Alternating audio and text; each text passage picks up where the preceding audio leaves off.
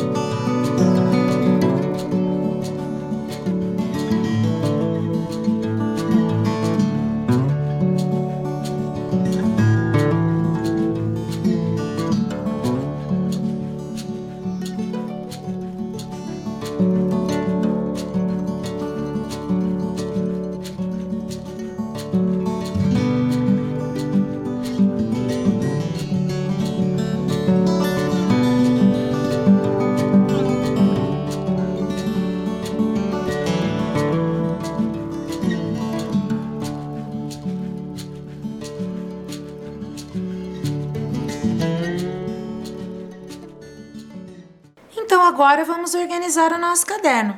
Coloquem lá a data de hoje, aula 16.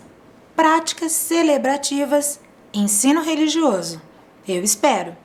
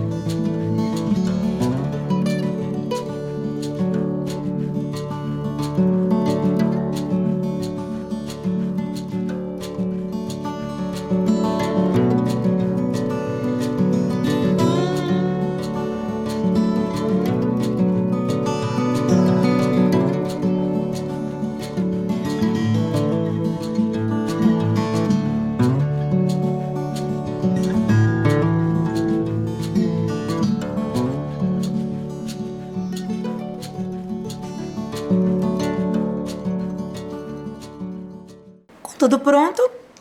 Vamos lá! Quem lembra quais foram as práticas celebrativas que nós estudamos na aula passada? Vocês lembram? Pelo menos a matriz. Isso mesmo. Nós aprendemos práticas celebrativas da matriz oriental. Lá na primeira imagem da cerimônia Hatsuike, eu trouxe a imagem dessa flor. Vocês lembram? É porque essa cerimônia também é conhecida como a primeira flor do ano. Nós aprendemos que nessa cerimônia a beleza da flor pode transmitir paz. A paz necessária para que a gente possa avaliar todas as ações do nosso dia a dia. Tudo que a gente faz tem um simbolismo, tem uma importância, mesmo as coisas mais simples, como olhar, como admirar uma flor. E a outra imagem é da cerimônia do Vesak. Nessa cerimônia, todas as pessoas que participam levam flores também, mas como oferendas. O principal dessa cerimônia é meditar e ouvir palavras dos líderes e das pessoas dessa comunidade. E também, como mostra aí na imagem, existe o banho do bebê Buda. Isso mesmo, o Buda é o fundador do budismo e ele é representado por essa estátua, onde as pessoas chegam próximos a ele e com uma concha dão banho nessa imagem. Às vezes com água, às vezes com chá. E vocês lembram? Sempre para agradecer ou para fazer pedidos. Na aula de hoje, como nós já vimos todas as matrizes, nós vamos pensar um pouquinho nos elementos que foram utilizados nessas práticas celebrativas que nós estudamos. Foram muitos os elementos. Quando eu comecei a olhar o planejamento de todas as aulas, eu pensei, não deu tempo de falar muito sobre eles. Então, na aula de hoje, eu reuni esses elementos e nós vamos conhecê-los um pouquinho melhor. Eu olhei todos os planejamentos e pensei, os elementos mais comuns às práticas que estudamos foi a primeira, a ação coletiva para adoração, agradecimento e aprendizado. Essa ação é a mais comum em todas as cerimônias. Todas elas reúnem pessoas e celebram algum momento, fazem uma reunião diferenciada, feliz, alegre por estarem ali. E essa ação é comum em todas. E o local? O local não. O local ele pode ser num lugar construído, pode ser num lugar natural. As construções são feitas de maneiras diferentes conforme cada religião. E a música, o canto e a dança?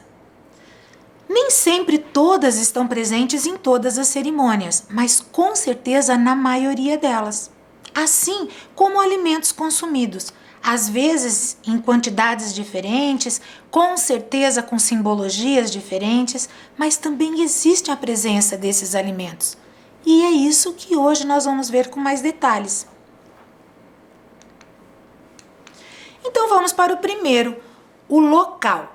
Eu trouxe aí algumas imagens de locais considerados sagrados. Vamos olhar bem a tela e prestar atenção. Essa imagem central, vamos começar por essa.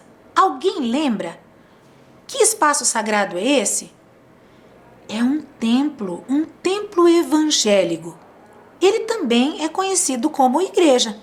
Os cultos dessa religião acontecem nesse espaço. Só nesse espaço? Não. Nós estudamos que a igreja evangélica, ela reúne muitas pessoas e às vezes não possuem próximos àquele bairro ou local uma igreja construída com esse objetivo. Então eles chegam a alugar teatros, escolas, salas polivalentes de escritórios onde eles podem se reunir, porque o mais importante é eles estarem juntos para estudar, orar, meditar e aprender. Prestem atenção aí agora numa outra imagem, aquela ali embaixo com essa fachada verde. Vocês lembram quando eu falei desse lugar sagrado? Muito bem, ele é um terreiro de Umbanda, que também recebem esse nome de centro espiritualista ou templos, né? Casa de Umbanda. Esse é um espaço também diferenciado, porque não é construído próprio para esse objetivo de reuniões religiosas, mas ele é considerado sagrado, porque mesmo sendo uma construção onde os seus fiéis reaproveitaram esse espaço, que já era construído antes mesmo deles chegarem ali, ele é considerado sagrado porque é o local que eles utilizam para fazerem as suas cerimônias. Ele é um terreiro de Umbanda. Acima dele nós temos uma outra construção. Qual seria? Isso mesmo, é uma igreja católica. E ela foi construída com esse objetivo, com o objetivo de reunir as pessoas dessa religião. Vejam agora essa imagem lá embaixo, com aquele céu todo lá em cima. Qual vocês acham que é essa imagem? Isso mesmo, é um templo budista. Vocês viram que ali tem algumas características da cultura oriental?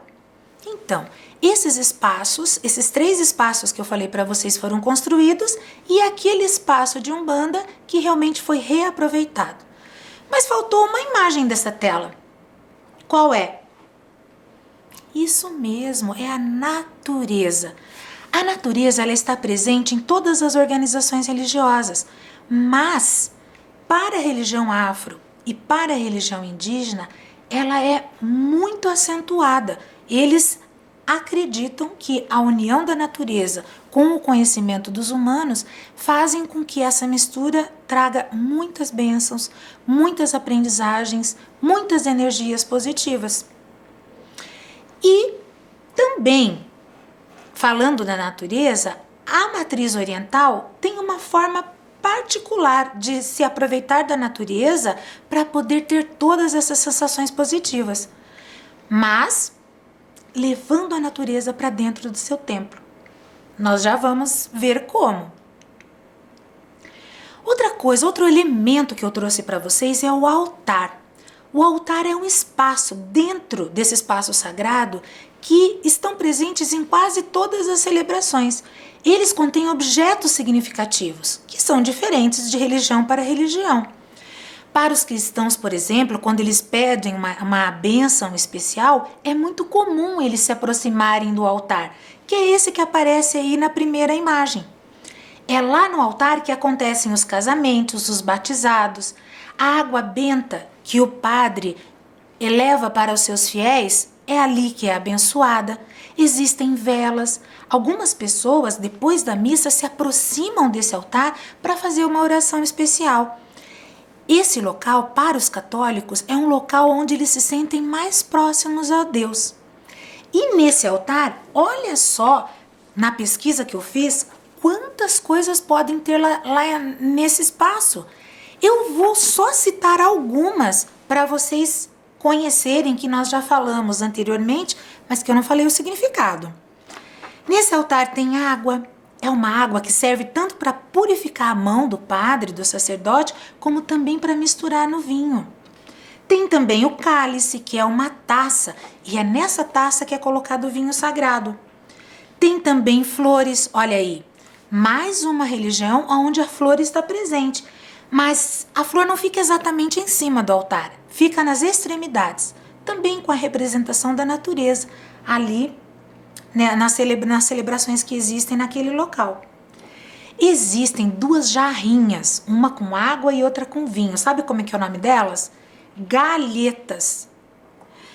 A hóstia, que não poderia faltar, que é aquela peça feita de trigo, aonde o padre faz a bênção e apresenta à comunidade. Aquela que o padre abençoa é bem grande. Sabe por quê? Porque quando ele levanta, toda a igreja precisa ver aquele símbolo. E também porque ele reparte aquela hóstia, que representa o corpo de Cristo, com as pessoas que ajudam ele a ministrar a Santa Missa. Mas a hóstia também tem em tamanhos menores para poder serem oferecidos para aquelas pessoas que querem receber o corpo de Jesus. Que mais? Existe missal, é um livro bem grosso que mostra todos os roteiros das missas que foram ministradas naquele ano. E a missa onde é aberta esse livro é aquela que vai ser realizada naquele momento. Que mais? Existem velas também, normalmente 2 que simbolizam a fé. Para as religiões, as pessoas que se deslocam para estarem lá nas suas cerimônias precisam acreditar naquilo que elas estão ouvindo, precisam aprender sobre aquilo. E isso significa ter fé. Se for para ir numa celebração e não acreditar, não tem razão de estar lá. E por último, o vinho, que eu já falei para vocês, que ficam na jarrinha e no cálice e são abençoados e que também significam o sangue de Jesus. A segunda tela que eu trouxe foi de um congá. Nós também já conversamos sobre esse altar quando falamos sobre os terreiros das religiões afro-brasileiras. O congá, ele também possui vários objetos, ele é o ponto principal dos terreiros e ali existe uma energia que constantemente é renovada pelas pessoas que ali estão administrando a celebração. Ali eles possuem objetos imantados. Vocês já pensaram nessa palavra? São objetos carregados de significado, são objetos abençoados, cheios de energia. No congá também tem velas, flores, copos com água, pontos riscados, que são desenhos que representam cada um dos orixás, pedras, imagens. Todos os terreiros terão todos esses elementos, claro que dispostos de maneiras diferentes. Essa foto é um deles, mas com todos esses elementos e significados. Os outros 2 altares que eu trouxe para vocês, na primeira foto é de uma igreja messiânica, uma igreja da matriz oriental. Ela é feita com todo cuidado, é bastante simples, mas eles cuidam muito da beleza desse local, porque eles consideram a beleza e a arte uma forma de se desenvolver espiritualmente, como a gente já falou lá na cerimônia do Hatsuki. Existem flores, estátuas, objetos da natureza, às vezes comida, imagens de líderes ou mesmo de palavras e frases na origem da cultura oriental. E a segunda foto é o altar de uma igreja evangélica. Ali também eles preparam um espaço especial para que o pastor possa falar as suas palavras. E normalmente nesse espaço também possui um território ali na frente para que os instrumentos que forem utilizados na hora da música e do canto sejam um espetáculo ao vivo. É verdade, nós vamos falar sobre a música e como isso é importante entre as pessoas que cultuam essa religião. E como eu falei para vocês, a religião oriental, ela traz a natureza para dentro das suas igrejas, através da Ikebana. Olhem lá na tela como é singelo cada um desses arranjos. Eles não são feitos assim para serem bonitos, apesar de que a beleza ela é representada, mas principalmente para que eles tragam nesse arranjo um significado especial para essa religião. Tem ritmo, cor, harmonia e todo mundo que consegue chegar perto, apreciar esses arranjos, sentem uma sensação assim de alegria e paz. Esse é o objetivo desses arranjos. Outros elementos que nós vimos durante as práticas celebrativas foi a comida. E eu trouxe 2 delas aqui para destacar para vocês. A primeira é o caxiri. Vocês lembram o que é o caxiri? Isso mesmo, é uma bebida utilizada nas celebrações dos povos indígenas que são fabricados por eles mesmos, à mão. E eles fazem essa bebida retirada da mandioca. É uma receita que só eles sabem. E vocês sabiam que hoje é até comercializado? Quem quer conhecer a cultura desse povo pode comprar, feito das próprias comunidades indígenas. Essa segunda foto representa o pão e o vinho, que como eu já falei que eles estão presentes no altar, eles representam o corpo e o sangue de Jesus. Na Bíblia existem várias histórias, mas talvez a mais contada é essa. É a peregrinação que Jesus fez é o sofrimento que ele passou e que ele foi crucificado. E tudo isso que ele fez foi para nos defender, para salvar as pessoas a terem a esperança de uma vida eterna. É uma história muito bonita. E é representado o seu corpo e sangue através desses dois elementos, o trigo e o vinho. Nós também falamos dos livros sagrados, que também podem ser chamados de sagradas escrituras ou simplesmente escrituras. Não estão presentes em todas as religiões, mas eu destaquei essas duas que eu trouxe aí na foto para vocês. As duas primeiras é da Bíblia. Lembra que eu conversei com vocês nas aulas anteriores falando que esse é o livro sagrado dos cristãos? Então, nós também falamos de um outro livro que eu não tinha trazido a imagem para vocês, que é essa terceira foto aí da tela. Esse é o livro sagrado do budismo. O nome é Pali Tripitaka. Ele é conhecido como o principal texto sagrado dos budistas. No livro sagrado da Bíblia dos cristãos, existem muitas passagens da vida de Jesus.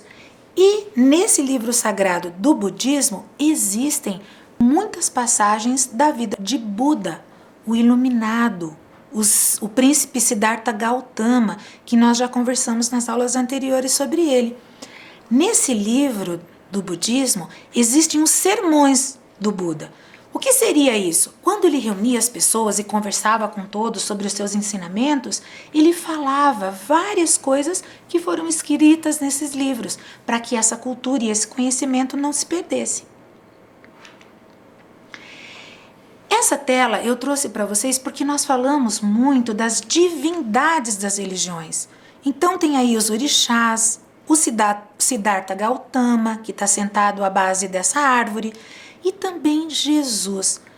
São seres que, conforme as suas religiões, são considerados sobrenaturais, são símbolos, líderes, fundadores, que existem um poder superior a nós, um conhecimento maior.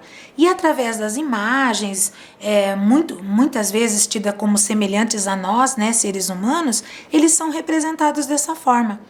Eles são cultuados, eles são considerados divinos. Eu trouxe essa curiosidade sobre a cruz, que foi o que nós conversamos na aula anterior. Lembra quando eu falei para vocês e mostrei essa primeira cruz, que normalmente ela está representada na frente das construções dos espaços sagrados da religião cristã evangélica?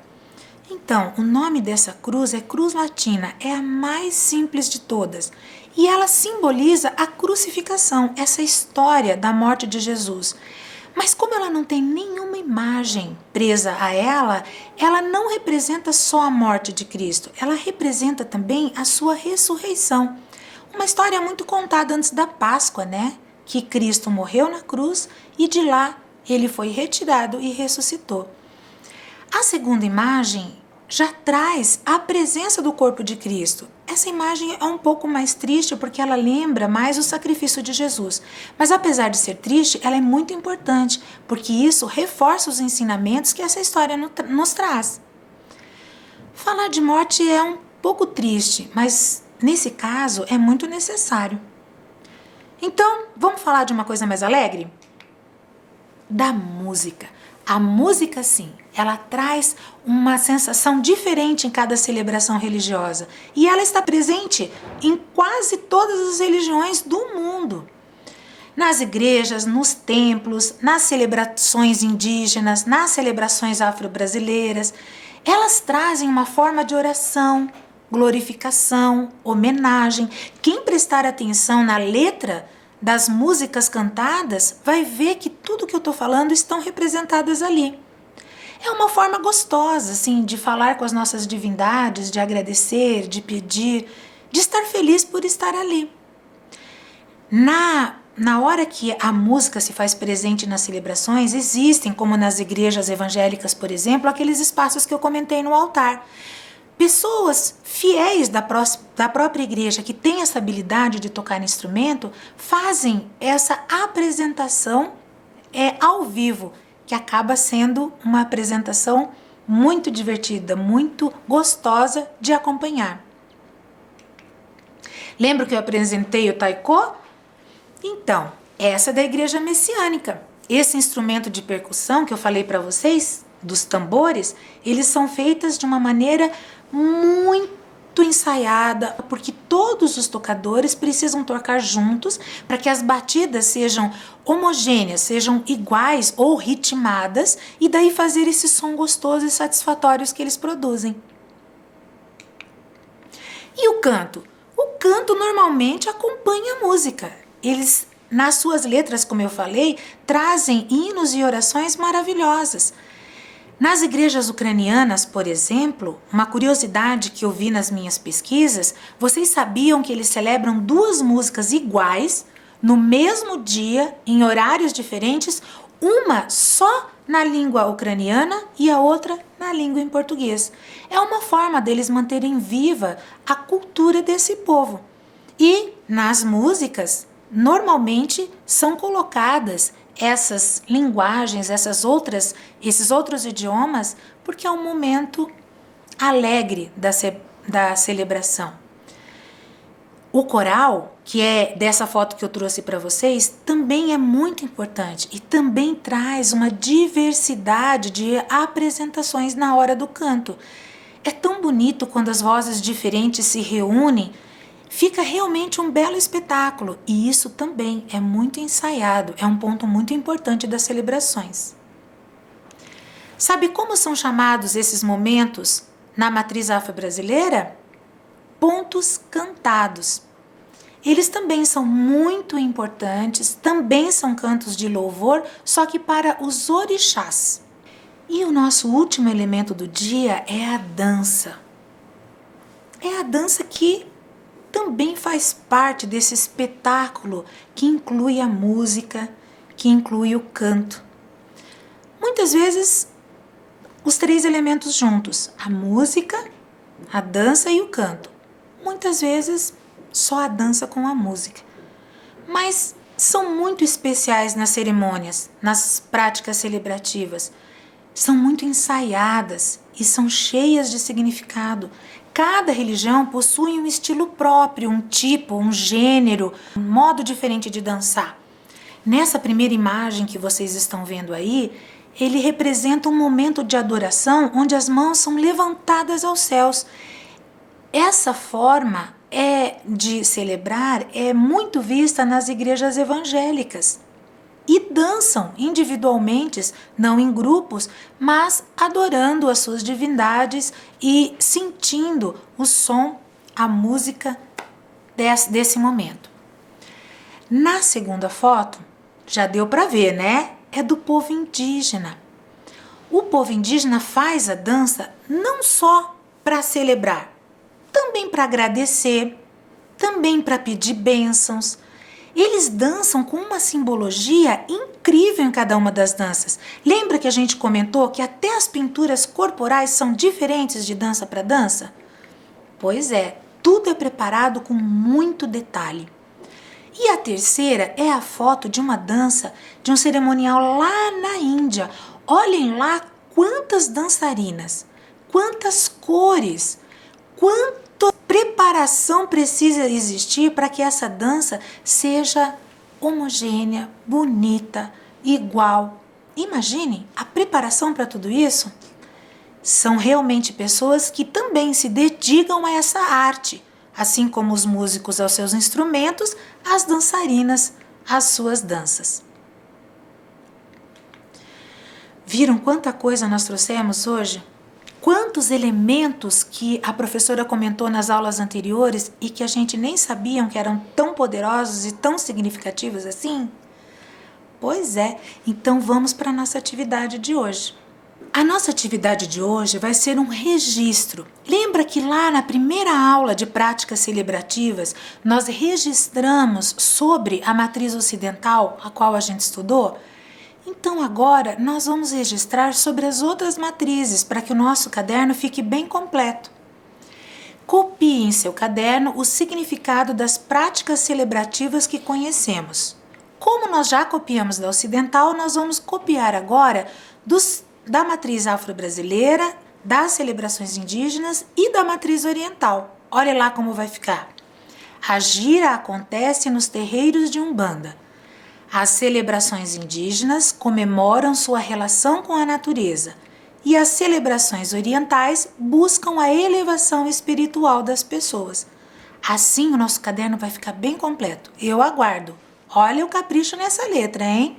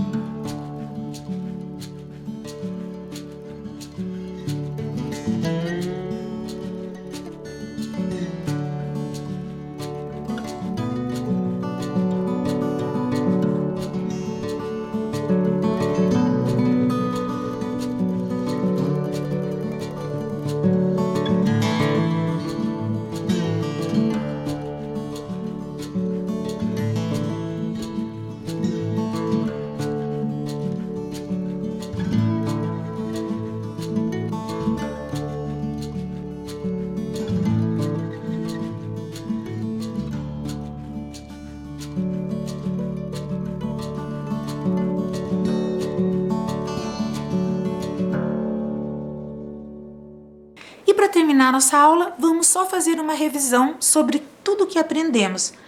Relembramos sobre as práticas celebrativas da matriz oriental, estudamos sobre quais elementos que fazem parte das celebrações que conhecemos.